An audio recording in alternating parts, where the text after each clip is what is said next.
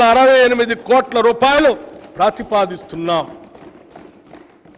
విద్యుత్ రంగం, వ్యవసాయ, పారిశ్రామిక రంగాల్లోని వినియోగదారులతో పాటు అన్ని వర్గాల వినియోగదారులకి నాణ్యమైన విద్యుత్తుని నిరంతరాయంగా అందించాలన్నదే మా ప్రభుత్వ ప్రధాన ధ్యేయం. గత ప్రభుత్వ ఆర్థిక క్రమశిక్షణ రాహిత్యానికి బలైన విద్యుత్ సంస్థలను గాడిలో పెడుతూ తీవ్ర వేసవ కాలంలో కూడా రోజుకి 24 గంటలు నిరంతరాయంగా విద్యుత్తుని అందించాం. విద్యుత్ సరఫరా విషయంలో ప్రజలను తప్పుదోవ పట్టించడానికి ప్రతిపక్షాలు ఎంత ప్రయత్నించినా ప్రజలు వాస్తవాలు గ్రహించారు.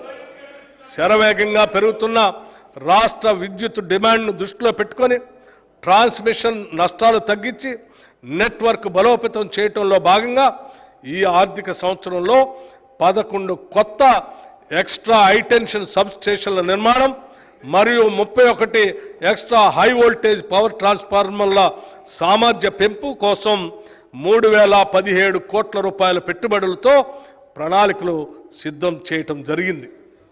రాష్ట్రంలో భౌగోళిక అనుకూలతలు గల ప్రదేశాల్లో స్టోరేజ్ ప్లాంట్లను ఏర్పాటు చేయడానికి చర్యలు తీసుకుంటాం. కాలుష్య నివారణ చర్యల్లో భాగంగా ప్రభుత్వం విద్యుత్ వాహనాలని ప్రోత్సహిస్తుంది.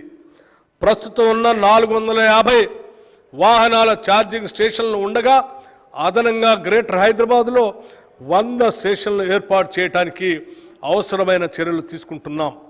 ప్రజలకు ఛార్జింగ్ సౌకర్యాలను సులభంగా అందుబాటులో తీసుకొని రావడానికి టీజీఈవీ మొబైల్ యాప్ను ఏర్పాటు చేస్తున్నాం.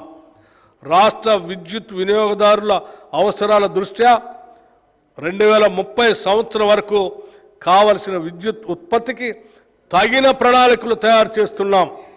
సాంప్రదాయేతర మరియు కాలుష్యరహిత విద్యుత్ ఉత్పత్తికి ప్రాధాన్యత ఇస్తూ ఒక నూతన ఎనర్జీ పాలసీని తీసుకొని వస్తాం. మన రాష్ట్ర అవసరాలకు మాత్రమే సరిపోయే విధంగా కాకుండా మిగులు విద్యుత్ సాధించడానికి ఈ పాలసీలో తగిన ప్రణాళిక ఉంటుంది. పర్యావరణాన్ని పరిరక్షిస్తూ సుస్థిర అభివృద్ధిని సాధించడం ప్రస్తుత ప్రభుత్వ ధ్యేయం. తదనుగుణంగా మేము తీసుకొచ్చే నూతన విద్యుత్ విధానంలో సౌరశక్తి రంగానికి ప్రాధాన్యతనిస్తూ భవిష్యత్తులో కాలుష్యరహిత విద్యుత్ సాధనలో అగ్రగామిగా నిలవటానికి కృషి చేస్తున్నాం. ట్రాన్స్కో మరియు డిస్కమ్లకి ఈ బడ్జెట్లో 16,410 కోట్ల రూపాయలు ప్రతిపాదిస్తున్నాం. అడవులు, పర్యావరణం, తెలంగాణ రాష్ట్రంలో విస్తారమైన అటవీ సంపద ఉంది.